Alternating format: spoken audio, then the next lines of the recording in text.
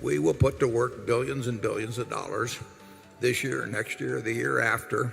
If we put that to work effectively, each dollar has a greater present value than a dollar has in cash or distributed.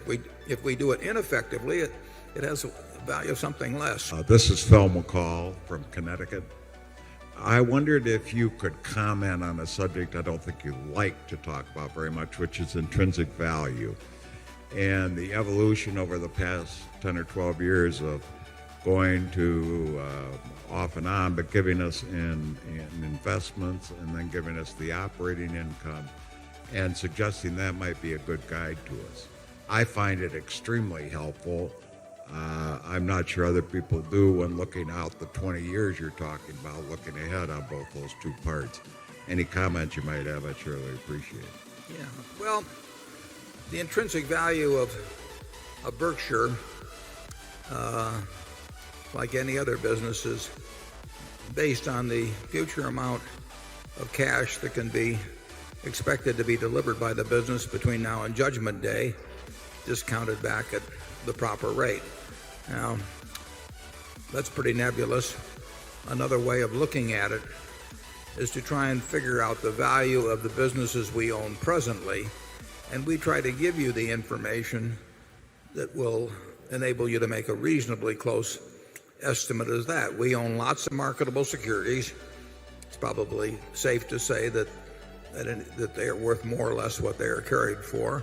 And then we own a number of operating businesses, and we try to give you the figures on those businesses that are the figures that we use in making our own judgments about the value of those businesses. Now, that tells you what we have today and more or less what it's worth. But since Berkshire retains all of its earnings, it becomes very important to evaluate what will be done with those earnings over time. I mean, it is not only a question of what the present businesses are worth. It's a judgment on the efficiency or the effectiveness with which retained earnings will be used. If you had looked at the intrinsic value of Berkshire in 1965, we had a textile business. It was probably worth about $12 a share. But that was not the only part of the equation, because we intended to use any cash generated to try and buy into better businesses than we had, and we were fortunate enough to be able to buy in the insurance business in 1967 and build on that. So it was not only a combination of the business we had, but the skill with which retained earnings would be used that determined what the present value actually should have been at Berkshire going back that far. It's the same situation today. We will put to work billions and billions of dollars this year, next year, the year after. If we put that to work effectively, each dollar has a greater present value than a dollar has in cash or distributed. If we do it ineffectively, it has a value of something less. The businesses today, we have, whatever the figure is in the annual report, roughly $80,000 in marketable securities. If our insurance business breaks even, that $80,000 is free to us in terms of using it. And we have a group of operating businesses, and we show their earnings in the report, and we're going to try and add to those, and they'll try to add to their earnings. But if Charlie and I were each right now to write down on a piece of paper what we think the intrinsic value of Berkshire is, our figures would not be the same. They'd be reasonably close. I think with that, I'll turn it over to Charlie. Yeah, what's hard to judge at Berkshire is the likelihood that you'll have anything like the past to look forward to in the future. Berkshire has gotten very extreme in terms of investment results. In fact, it's gotten so extreme that it's hard to think of another similar precedent in the history of the world. And the balance sheet is gross considering the small beginnings of the place. Now, what on earth has caused this extreme record to go on for such a very long time?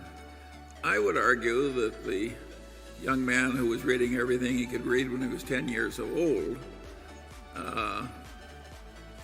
became a learning machine, and he got a lot of power early, and then he got a very long run when he kept learning. If Warren had not been learning all the while, I'm telling you, having watched the process closely, the record would be a pale shadow of what it is, and Warren has improved since he passed the retirement age of man. In other words, in this field at least, you can improve when you're old. Now, most people don't even try and create that kind of a record. They pass power from one 65-year-old to one 59-year-old and then do it over and over again. But you get an enormous advantage from practice in this field.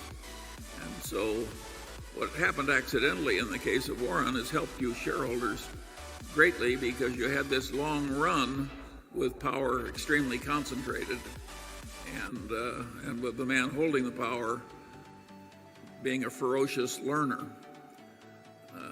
Our system ought to be more copied than it is. This idea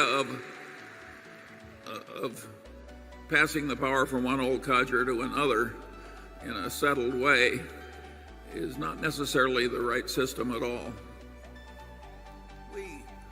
We have a very strong culture now of rationality, of being owner-oriented, that will go on long after I'm not around, and we have the talent on the operating side in place to do a lot of wonderful things over time. We will need, in capital allocation, to keep doing intelligent things. We won't get to do brilliant things, because you don't get to do brilliant things with the kind of sums we're talking about. Maybe once in a blue moon something, you'll get a chance. But we will need somebody that never does it, basically doesn't do any dumb things, and occasionally does something that's reasonably good.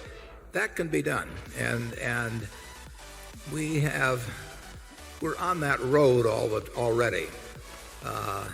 It does not fitting into this organization as an investment officer or a capital allocator. You're getting in the right vehicle. It has the right standards. It will reject ideas that really are irrational. I've been on a lot of boards. Charlie's been on a lot of boards. You would be amazed at the number of things that are responding to animal spirits rather than to rationality that take place. And we have our animal spirits, but we devote them to other areas.